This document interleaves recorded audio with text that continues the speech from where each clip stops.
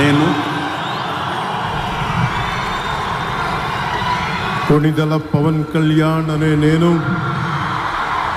శాసనం ద్వారా నిర్మితమైన భారత రాజ్యాంగం పట్ల నిజమైన విశ్వాసం, విధేయత చూపుతానని, భారతదేశ సార్వభౌమాధికారాన్ని, సమగ్రతని కాపాడుతానని, ఆంధ్రప్రదేశ్ రాష్ట్ర మంత్రిగా నా కర్తవ్యాలను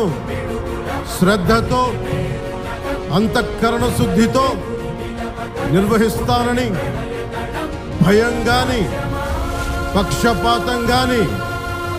రాగద్వేషాలు గాని లేకుండా రాజ్యాంగాన్ని, శాసనాలని అనుసరించి ప్రజలందరికీ న్యాయం చేకూరుస్తానని దైవ